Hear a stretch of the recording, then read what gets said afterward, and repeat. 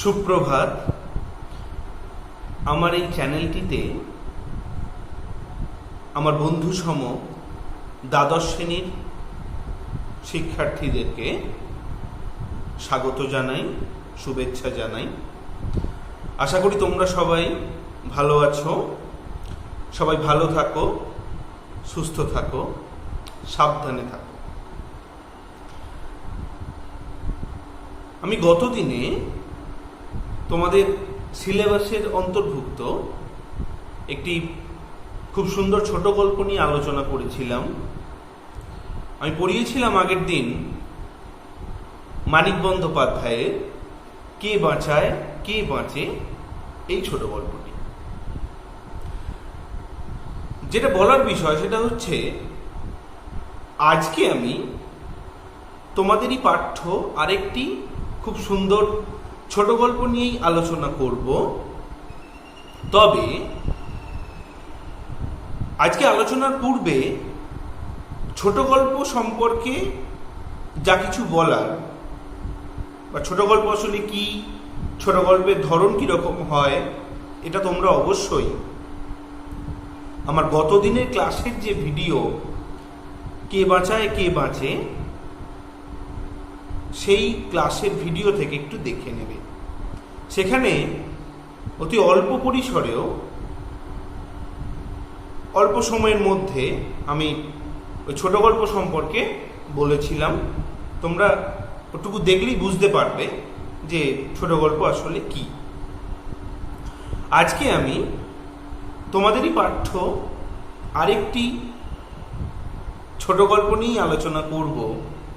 তবে আজকের ছোট গল্পটি আগের দিনের থেকে আলাদা। যদিও আজকে ছোট গল্পকারটিও তো বদলে গেছেন। আজকে তিনি ছোট গল্পকার, তার তো নামে আমরা আসবো, তার সম্পর্কে আলোচনায় আসব। তবে আজকে আমরা যে গল্পটি পড়ব সেই গল্পে যদি বলি যে খুব ছোট্ট কথায় যে আসলে আজকের ছোট গল্পটির কি দেখানো হয়েছে, যদি বলি না, আজকের ছোট গল্পটি হচ্ছে একটি নিরন্ন মানুষের গল্প, একটা অন্নহীন মানুষের গল্প আজকের গল্পটি। এবং সেই গল্পে আমরা দেখব যে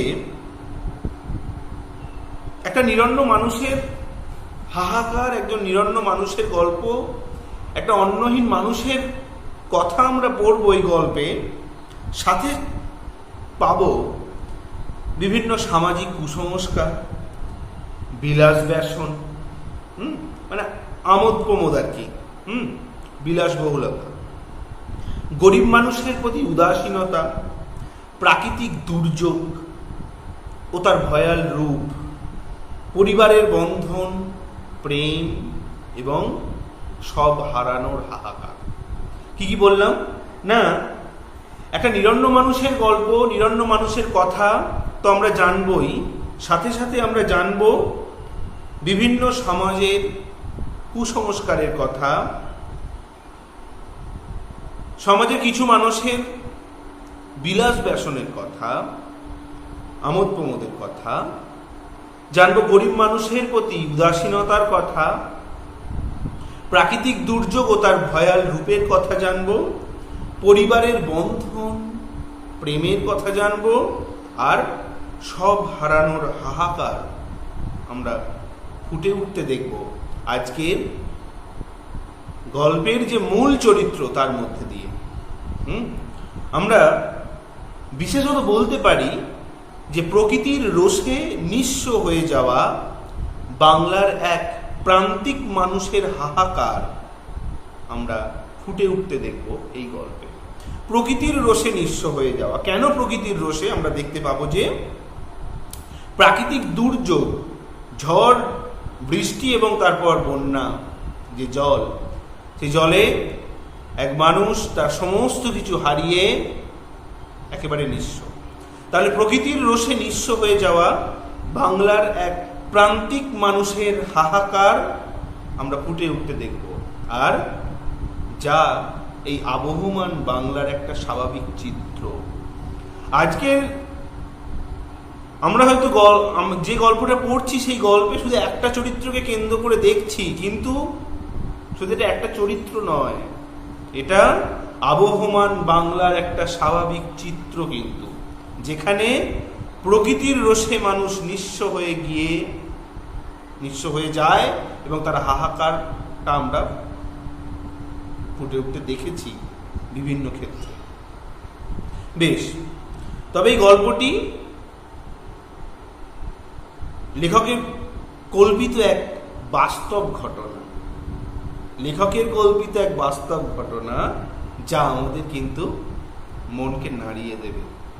গল্পটা প্রথম থেকে শেষ পর্যন্ত তোমরা যদি মন দিয়ে পড়ো, দেখতে পাবে যে একজন ছোট গল্পকার বা একজন লেখকের, আমরা ঠিক লেখক বলবো না, কারণ আজকে আমাদের আলোচ্য গল্পটির একজন লেখিকার, তা সেই লেখিকার নিখুঁত দৃষ্টিটা আমরা দেখতে পাবো, যে কতটা নিবিড়ভাবে তিনি সাধারণ মানুষের জীবনকে অধ্যয়ন করেছেন, সেটা আমরা দেখতে পাবো। লক্ষ্য করেছেন সাধারণ মানুষের জীবনকে, সেটা আমরা ফুটে উঠতে দেখব। আমরা প্রথমে একটু আলোচনায় আসি লেখিকা পরিচিতি। আজকের গল্পটি নাম নিশ্চয়ই বুঝতে পারছ, গল্পটি আমি পড়াতে চাইছি সেটা হচ্ছে, গল্পটির নাম ভাত। লেখা, এখানে লেখিকা মহাশ্বেতা দেবী। লেখিকা হচ্ছে মহাশ্বেতা দেবী। ভাত এই শব্দটা তো আমাদের মানে সকলের জানা বললে তো বোকামি হবে, বলতে হয় আমাদের রক্তে মিশে গেছে এই শব্দটি ভাত, তাই তো?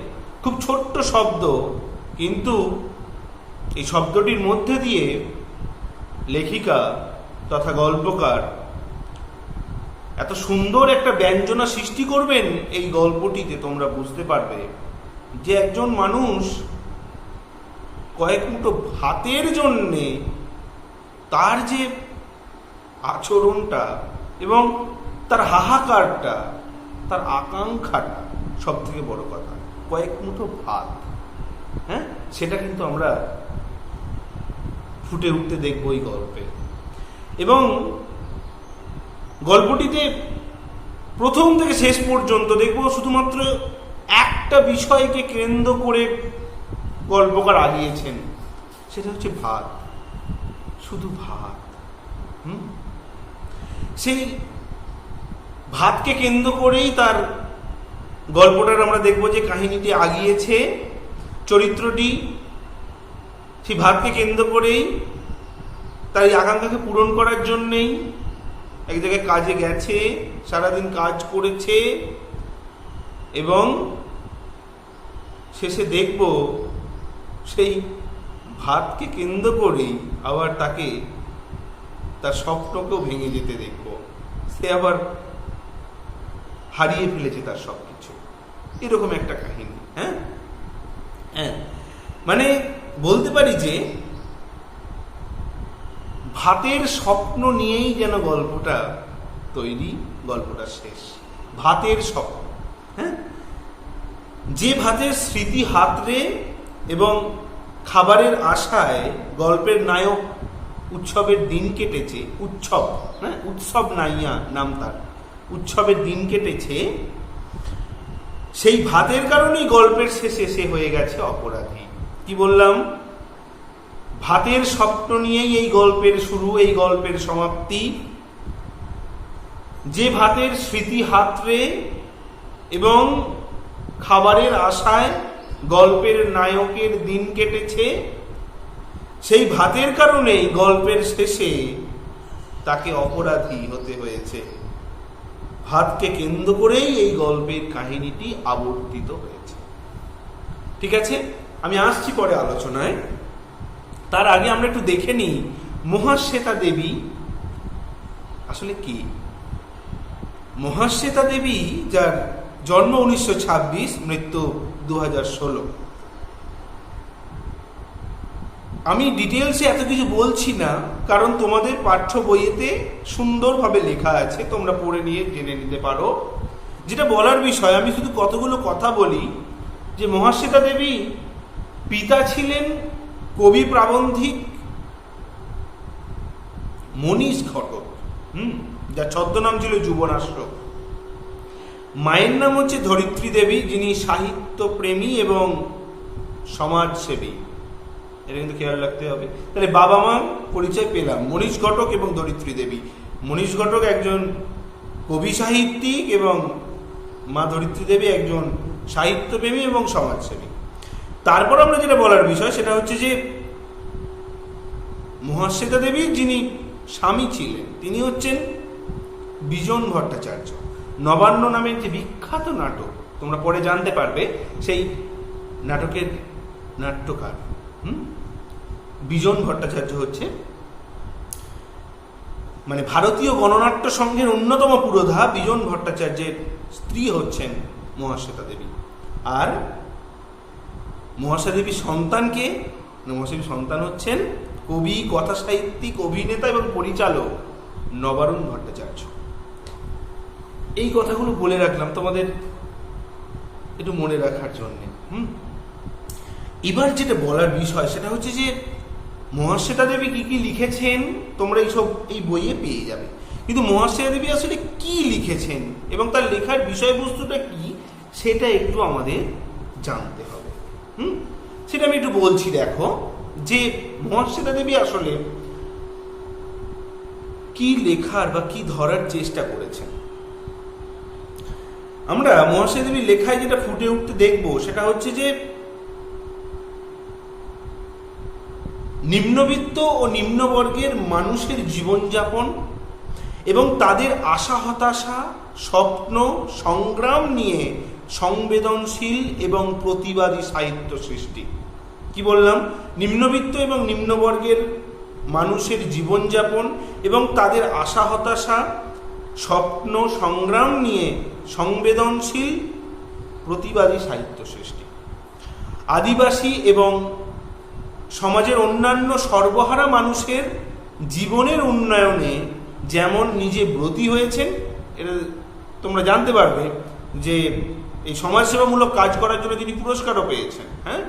মহাশ্বেতা কিন্তু পুরস্কার পেয়েছেন, এবং ওই যে ম্যাগসেসে যে পুরস্কার, সেই পুরস্কার পেয়েছেন। তাহলে আদিবাসী এবং সমাজের অন্যান্য সর্বহারা মানুষের জীবন কথা বা জীবনের উন্নয়নে আমরা দেখতে পাচ্ছি তিনি যেমন সারাটা জীবন ছিলেন বা ব্রতী হয়েছেন, তেমনি তাদের জীবন কথা নিয়েই তিনি শিল্প সার্থক ছোট গল্প ও উপন্যাস রচনা করেছেন। তাহলে কি বলার বিষয় না, নিম্নবিত্ত নিম্নবর্গের মানুষের জীবনযাপন, তাদের আশা হতাশা, স্বপ্ন সংগ্রাম, আর আদিবাসী এবং সমাজের অন্যান্য সর্বহারা মানুষের জীবন কথা, এই নিয়ে তার সাহিত্য সৃষ্টি। ঠিক আছে, এবার যেটা বলার বিষয়, আজকে আমাদের যে পাঠ্য গল্পটি ভাত, এই গল্পটি কোথা থেকে নেওয়া হয়েছে, উৎসটা একটু জানতে হবে। না, আজকে আমাদের পাঠ্য গল্পটি ভাত, এই গল্পটি দেজ পাবলিশিং থেকে প্রকাশিত মহাশ্বেতা দেবীর শ্রেষ্ঠ গল্প সংকলন থেকে নেওয়া হয়েছে। তাহলে ভাত গল্পটি মহাশ্বেতা দেবীর শ্রেষ্ঠ গল্প সংকলন থেকে নেওয়া হয়েছে, এবং 1982 খ্রিস্টাব্দে ম্যানিফেস্টো পত্রিকায় গল্পটি প্রথম প্রকাশিত হয়। 1982 খ্রিস্টাব্দে ম্যানিফেস্টো পত্রিকায় গল্পটি প্রথম প্রকাশিত হয়। ঠিক আছে, আর একটা যেটা বলার বিষয় সেটা হচ্ছে যে মহাশ্বেতা দেবী কিন্তু শুধুমাত্র লেখালেখিতেই নিজের জীবন সীমাবদ্ধ রাখেননি। তিনি গ্রামেগঞ্জে ঘুরেছেন, মানুষের লড়াইয়ে সামিল হয়েছেন, মানুষকে খুব সামনে থেকে দেখেছেন, মানুষের জীবনযাপনকে খুব নিবিড়ভাবে লক্ষ্য করেছেন। এই অভিজ্ঞতা তার লেখাকে জীবনের স্বাদে ভরপুর করে তোলে।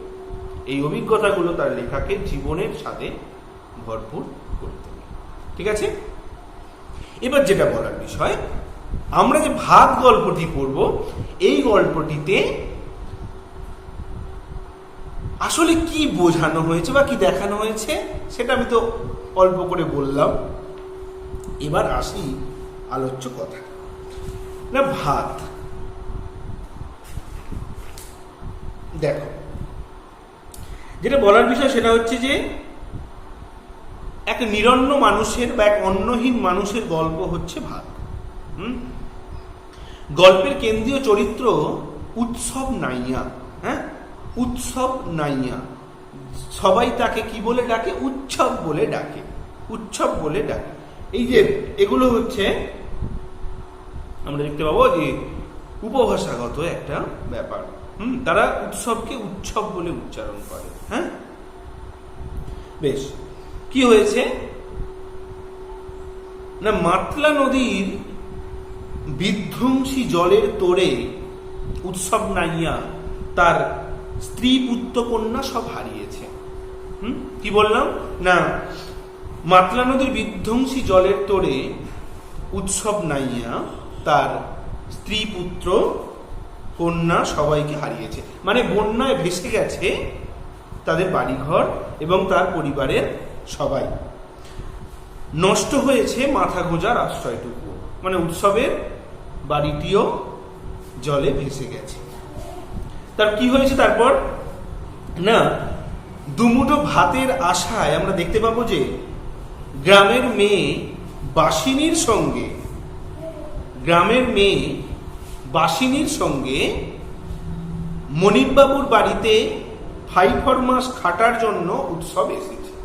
কি বললাম না, বন্যায় সমস্ত ঘরবাড়ি ভেসে যাওয়ার পর উৎসব তার গ্রামের একজন, মানে গ্রামতুত বোন বলতে পারি, গ্রামের মেয়ে বাসিনীর সঙ্গে, সেই বাসিনীর মনিববাবুর বাড়িতে এসেছে 5 মাস খাটার জন্য। এবং উৎসব এখানে এসে শুনেছে যে সেখানে নাকি ভাতের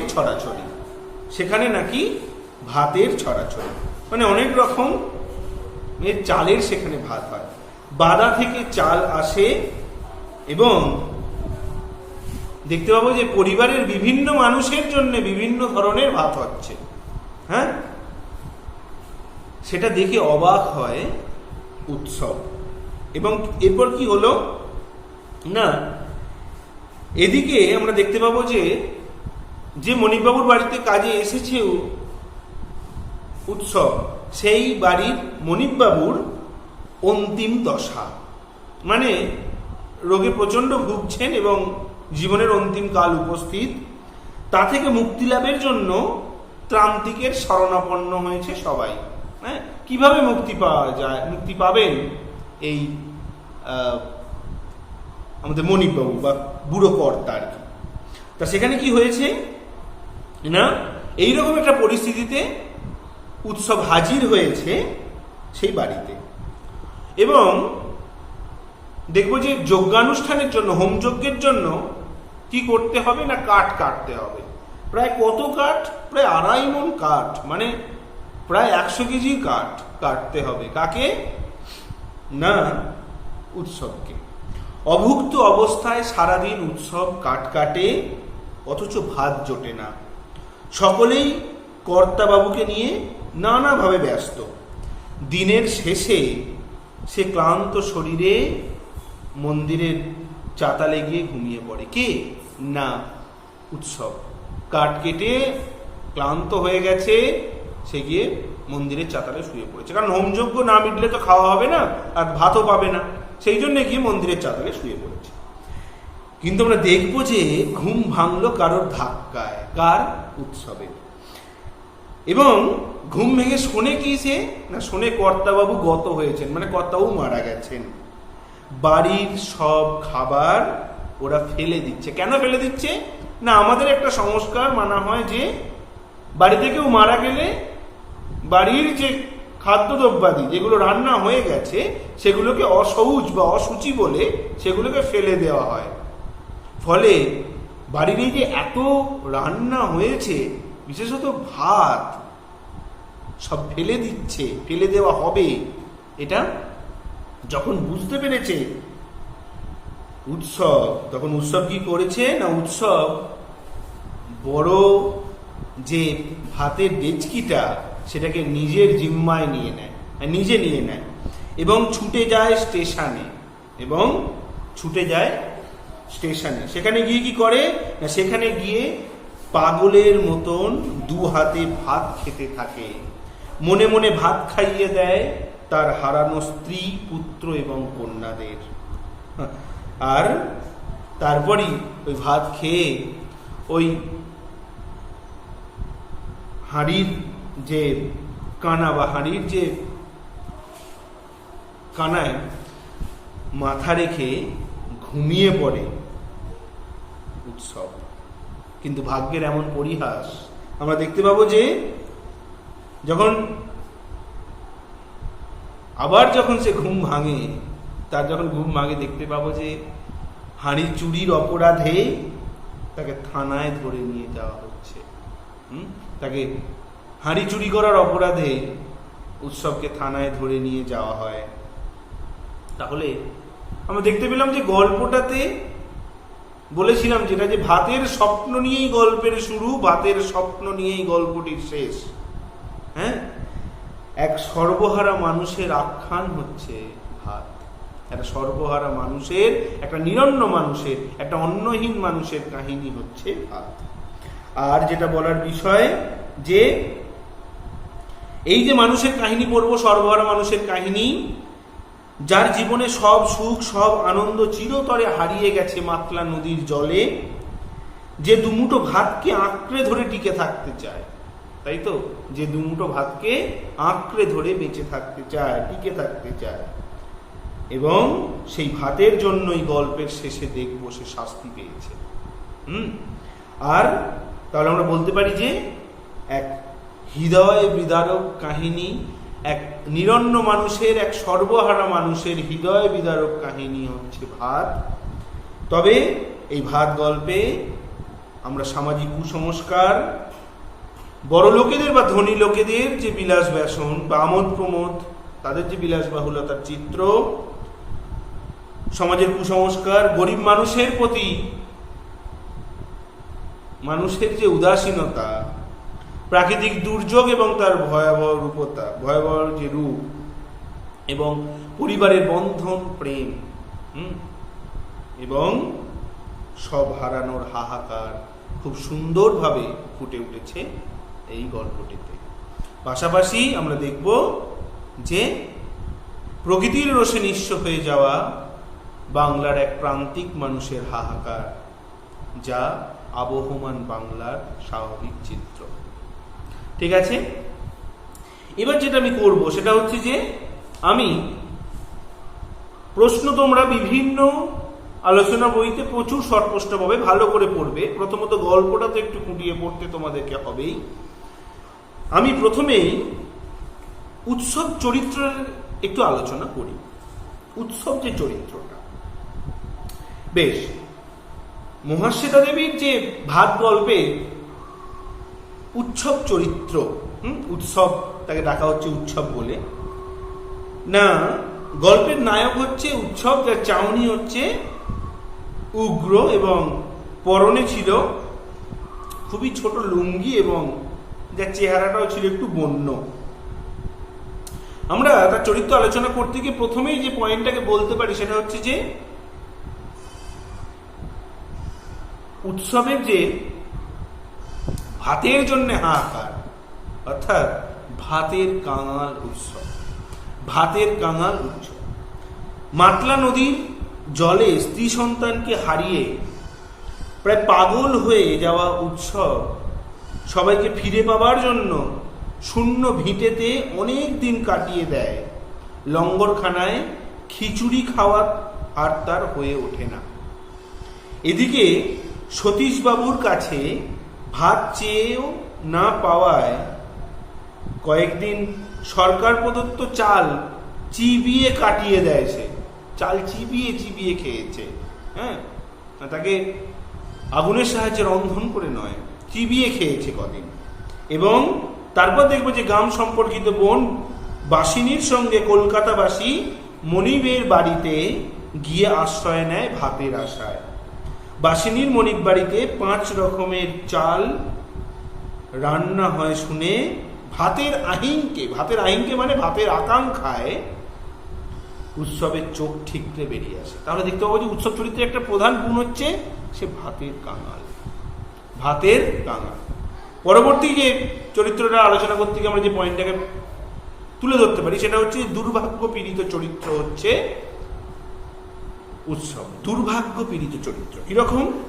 মানে এক ঝড় জলের রাতে মাতলার নদীর ঢেউয়ে ভেসে যায় উৎসবের স্ত্রী এবং তার 3 সন্তান। ভেসে গিয়েছে,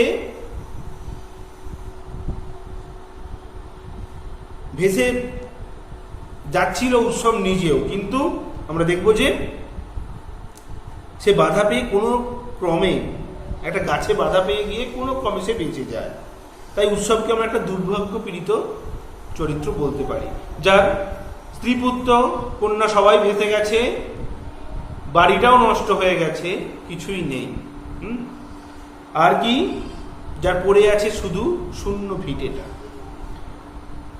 উৎসবে আমরা দেখবো যে উৎসব চরিত্রে বাস্তব বুদ্ধির অভাব। কিরকম না, বাস্তব বুদ্ধির অভাব উৎসবের মধ্যে যথেষ্ট। তাই স্ত্রী সন্তানের বিয়োগ ব্যথায় পাগল হয়ে গিয়ে প্রথম দিকে লঙ্গরখানার যে খাবার কথা সে ভুলেই যায়।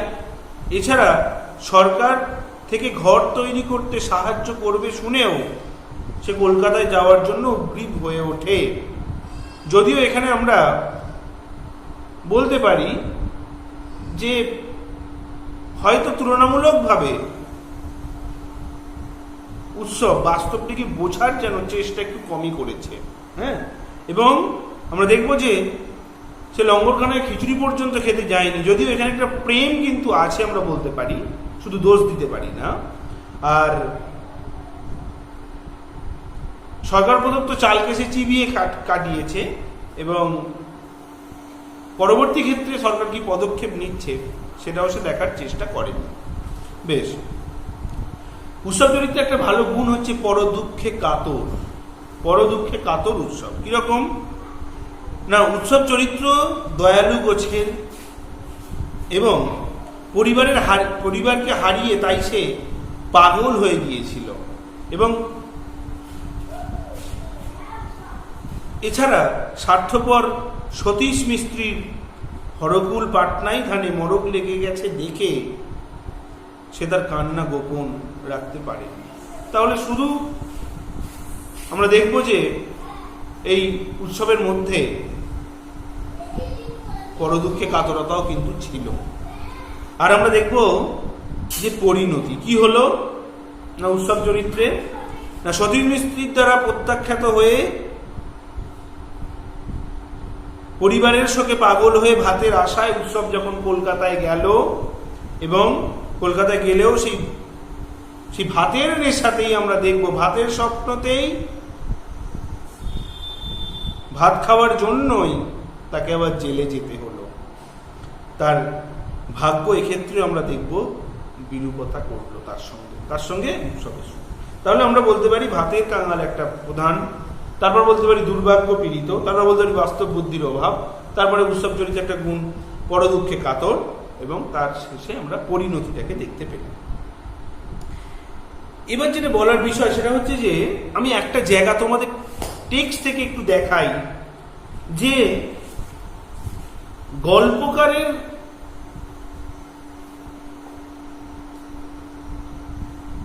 মানে যেটা উদ্দেশ্য ছিল যে ভাতকে কেন্দ্র করে একজন মানুষের হাহাকার, বা ভাতের স্বপ্নটা, বা ভাতটা তার কাছে গুরুত্বপূর্ণ কতটা।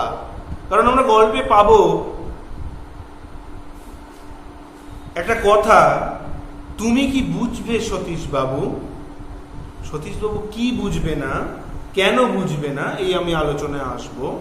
সত্যি করেই কিছু কিছু দুঃখ কষ্ট থাকে যেগুলো সমাজের নিম্নবর্গের বা নিম্নবিত্ত মানুষের কাছে সেগুলো অনেক বড়, কিন্তু অপেক্ষাকৃত একটু উচ্চবিত্ত মানুষের কাছে সেগুলো কিছুই না।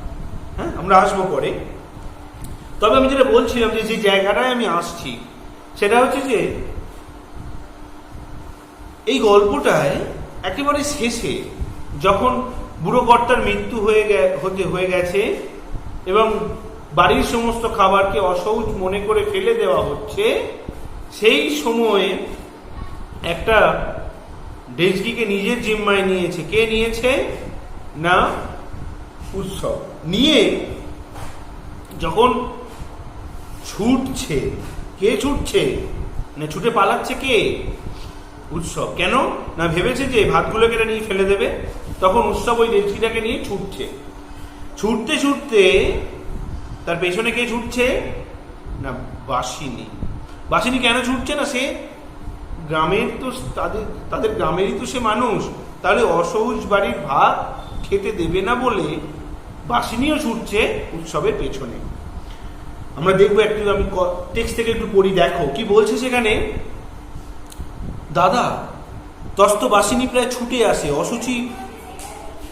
অসহজ বাড়ির ভাত খেতে নি দাদা, খেতে নি, তুমিও যে বামুন হয়েছ।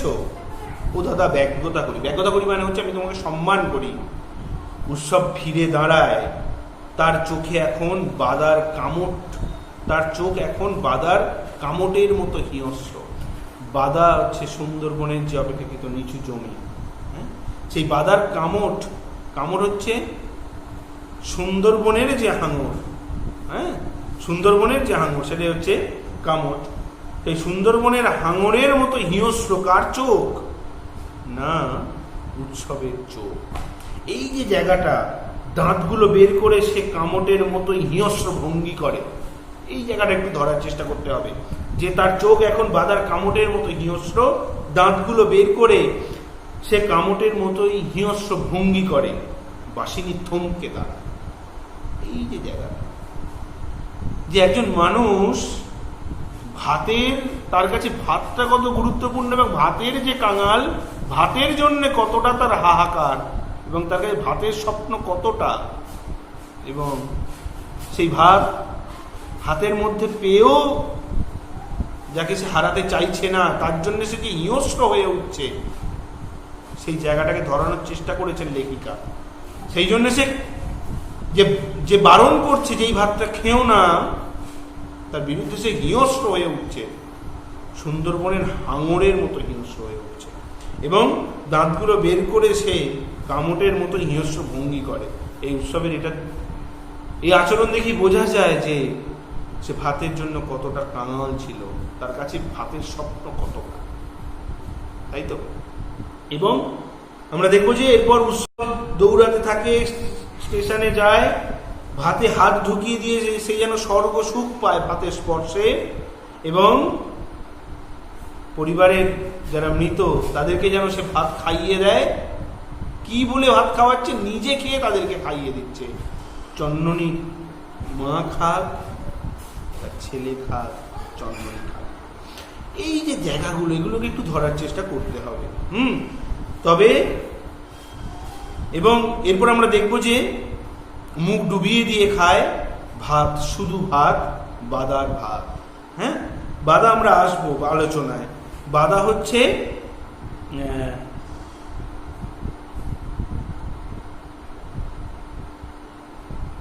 অপেক্ষাকৃত যে জলা এবং অকর্ষিত জমি, যেখানে ধান কিন্তু খুব ভালো হয়, হ্যাঁ, সেই বাদা। যেটা বলছিলাম যে হ্যাঁ, বাদার ভাত খেলে তবে তো সে আসল বাদাটার খোঁজ পেয়ে যাবে একদিন। কে খোঁজ পেতে চাইছে? না উৎসব।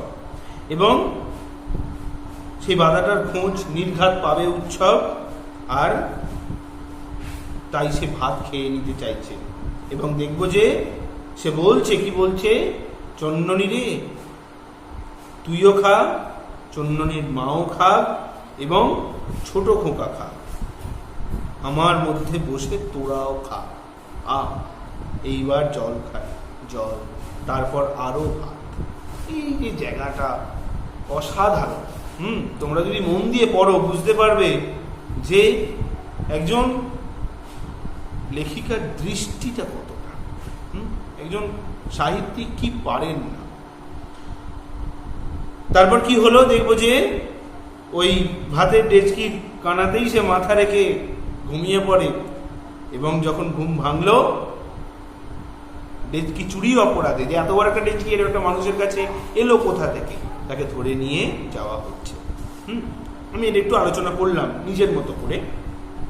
এবার যেটা বলার বিষয়, যে এই গল্পে আমি একটা প্রশ্ন তোমাদেরকে বললাম যে সতীশবাবু কি বুঝবেন না, এই একটা প্রশ্ন কিন্তু সতীশবাবু কি বুঝবে না?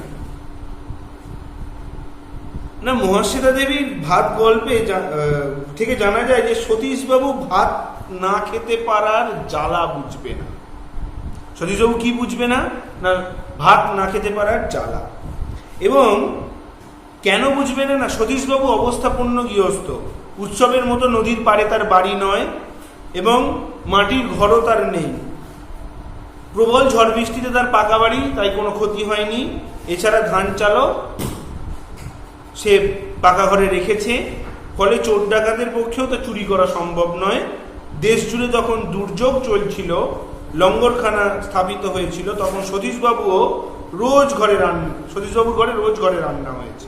মানে সতীশবাবুর কোনো অসুবিধাই হয়নি এরকম একটা পরিস্থিতিতে।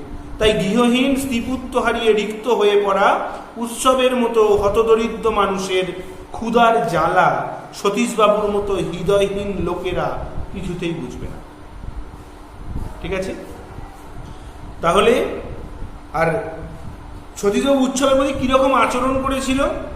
না, মাতলা নদীর যে ভয়ঙ্কর ঢেউয়ে যখন উৎসবের স্ত্রী সন্তান হারিয়ে একেবারে উৎসব নিঃস্ব হয়ে পড়েছিল, তখন খিদের জ্বালায় সতীশবাবুর কাছে একদিন ভাতের প্রার্থনা করলে সতীশবাবু উৎসবকে ফিরিয়ে দিয়ে জানায় যে উৎসবকে খেতে দিতে তার অসুবিধা আছে, এবং সেক্ষেত্রে পঙ্গপালের মতো দলে দলে অভুক্ত মানুষ তার কাছে এসে জড়ো হবে। কে কার কাছে? না, সতীশবাবুর কাছে। সতীশবাবু তাই উৎসবকে জানায় যে ভগবানের মারের হাত থেকে সে উৎসবকে বাঁচাতে পারবে না। এর কিছুদিন পরই সতীশবাবু তার ভাগচাষী ভাগ্য বিড়ম্বিত উৎসব সম্বন্ধে মন্তব্য করে যে উৎসবের মতিভ্রম হয়েছে। বউ সন্তানদের অপঘাতে মৃত্যু হলে মানুষ যেখানে শোকে পাগল হয়ে যায়, সেখানে উৎসব ভাত করে মরছে। সতীশবাবু উৎসবের সঙ্গে এমনই অমানবিক আচরণ করেছে। আচ্ছা, আরেকটা যেটা বলার বিষয়, যে গল্পের শেষ থেকে শুরু পর্যন্ত যে ভাত প্রসঙ্গটা বারবার এসেছে, এবং নামকরণটা সত্যি তো এই গল্পের নামকরণ ঠিক আছে, একদম ঠিক আছে। কারণ গল্পের শুরু থেকে শেষ পর্যন্ত আমরা দেখবো যে ভাত প্রসঙ্গটা এসেছে। কিভাবে এসেছে দেখো না, আমরা দেখবো যে ছোট গল্পের এই মহাশ্বেতা দেবীর লেখা ভাত, এই ছোট গল্পটিতে বারবার উঠে এসেছে ভাতের প্রসঙ্গ। ঝড় বৃষ্টির যে রাতে উৎসবের জীবনে সর্বনাশ নেমে এসেছিল, সেদিন সন্ধ্যায় উৎসব পরিবার সহ পেট ভরে ভাত খেয়েছিল। যেদিন দুর্যোগটা আসে সেদিন সন্ধ্যাবেলা কিন্তু উৎসব ভাত খেয়েছিল, এবং তারপর সবকিছু হারিয়ে কয়েকদিন সে উন্মাদের মতো প্রিয়জনদের সাড়া পাওয়ার আশায় নিজের ভিটে পড়েছিল। এবং দেখব যে ভিটে পড়েছিল এবং লঙ্গরখানায় রান্না করা খিচুড়ি পর্যন্ত সে খেতে যায়নি। রান্না খিচুড়ি দেওয়া বন্ধ হলে এরপর কয়েকদিন সে কাঁচা চাল চিবিয়েই খেয়েছে। কে? না, উৎসব। দীর্ঘদিন ধরে ভাত না খেয়ে খেয়ে দিশেহারা উৎসব ভাবে যে পেটে ভাত নেই বলে উৎসব প্রেত হয়ে আছে। ভাত খেলে সে মানুষ হবে, তখন বউ ছেলে মেয়ের জন্য কাঁদবে। তাই যার জমিতে কাজ করে সেই সতীশবাবুর কাছে যখন একদিনের জন্য ভাত খাওয়ার জন্য আবেদন জানায় আর কি, সেখানেও সতীশবাবু অস্বীকৃত হয়। তখন সে আমরা দেখব যে পেট ভরে ভাত খাওয়ার আকাঙ্ক্ষাতে সে গ্রামতুত বোন বাসিনীর সঙ্গে চলে আসে কলকাতায়। কলকাতায় এই গ্রামতুত বোন বাসিনীর মনিব বাড়িতে বুড়ো কর্তার আয়ু বৃদ্ধির হোমযজ্ঞের কাঠ কাটার কাজ নেয়, এবং বিনিময়ে সে পাবে ভাত। এবং সারাদিন ধরে সে অমানবিক পরিশ্রম করে ভাতের আশায়। কিন্তু সেদিনই বুড়ো কর্তার মৃত্যু হলে সব বেরোনোর পর, সব মানে হচ্ছে মৃতদেহ, বেরোনোর পর ভাত এবং অন্যান্য রান্না খাবার ফেলে দেওয়ার ব্যবস্থা হলে আর মাথা ঠিক রাখতে পারল না উৎসব। বাসিনীর হাত থেকে অশৌচ বাড়ির ভাতের বড় ডেচকিটা ছিনিয়ে নিয়ে তাই সে স্টেশনে ছুটে আসে এবং দেখবো যে প্রাণ ভরে ভাত খেয়ে সেই ডেস্কটি জড়িয়েই ঘুমিয়ে পড়ে এবং ফলে পেতলের ডেস্কি চুরির অপরাধে থানায় ধরে নিয়ে যাওয়া হয় পরে তাকে। সুতরাং দেখতে পাচ্ছি যে কাহিনীতে বারবার ভাতের প্রসঙ্গই আসেনি এবং মানে শুধু আসেই, ভাতের প্রসঙ্গটা শুধু এসেছে বলবো না, ভাত এই প্রসঙ্গটা গল্পটাকে নিয়ন্ত্রণ করেছে, গল্পটাকে নিয়ন্ত্রণ করেছে, এটা আমি বলব।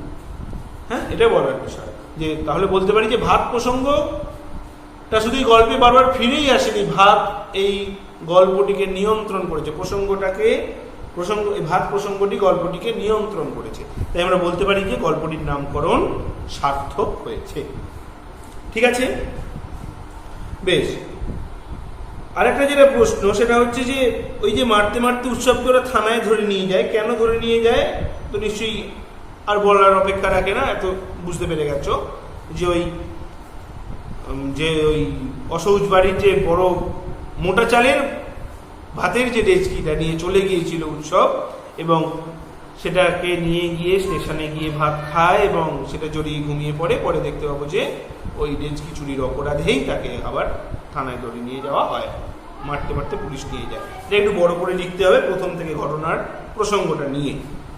আচ্ছা, এখানে আমরা দেখতে পাবো যে তার বিয়ে হয়নি। এখানে কার বিয়ে হয়নি না, তার বলতে এখানে বড় পিসিমার কথা বলা হয়েছে। হ্যাঁ, এই প্রশ্নটা, তার বিয়ে না হওয়ার কারণ কি, একটা প্রশ্ন। আচ্ছা, বড় পিসিমা যে বাড়িতে বাসিনী কাজ করে সেই বাড়ির বউদের পিস শাশুড়ি হন। এত বড় মেয়ে হওয়া সত্ত্বেও তার বিয়ে হয়নি। তার অবিবাহিত থাকা সম্বন্ধে নানা মত প্রচলিত ছিল। প্রথমত চারপাশে সবাই বলে যে বড় বাড়ির সংসার সামলানোর জন্যই নাকি পয়সা থাকা সত্ত্বেও বড় পিসিমার বিয়ে দেওয়া হয়নি। বড় পিসিমা যখন বিয়ের উপযুক্ত হন তখন বাড়ির বুড়ো কর্তা স্ত্রীর মৃত্যু ঘটে। ফলে তখন বড় কর্তা সংসার নিয়ে নাজেহাল হচ্ছিলেন, তাই তার কন্যার বিয়ে দেওয়ার উদ্যোগ করেনি। এটা একটা মত। দ্বিতীয় মত হচ্ছে যে বড় পিসিমা নিজেই নাকি বলেছেন শিব ঠাকুরই হলেন তার প্রতিদেবতা, কোনো মানুষের সঙ্গে তাই তিনি বিয়ে দিতে তার বিয়ে দিতে বারণ করছেন, পিসিমা বারণ করেছেন। অবশ্য বড় পিসিমার এসব কথা সত্য সত্য বিচার করা সম্ভব না। এটা একটা কুসংস্কারের কথা আমরা এখানে দেখতে পেলাম। বেশ। আচ্ছা, আরেকটা যে প্রশ্ন, সেই প্রশ্নটা হচ্ছে যে মহাশ্বেতা দেবী গল্প, এই ছোট গল্প অবলম্বনে যে ঝড় জল বন্যার যে, এটা তোমরা টেক্সট বইটা পড়লেই উত্তরটা লিখতে পারবে। ওই উৎসবের যে মানে যে বর্ণনাটা, সেই বর্ণনাটা এখানে ফুটে উঠতে দেখবে।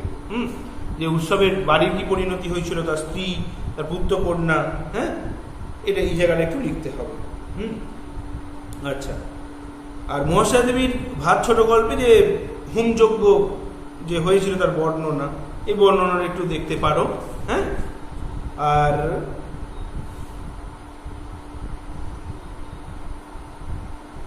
যেটা বলার বিষয় সেটা হচ্ছে যে উৎসব যে গ্রামের মানুষ ছিল সেই গ্রামের মানুষের জীবনযাপনটা বা মানুষদের যে পরিচয়, হ্যাঁ, সেই পরিচয়টা একটু দেখতে পারো। এটা তোমরা বই থেকে পেয়ে যাবে, কোনো অসুবিধা নেই। আর যেটা বলার বিষয় সেটা হচ্ছে যে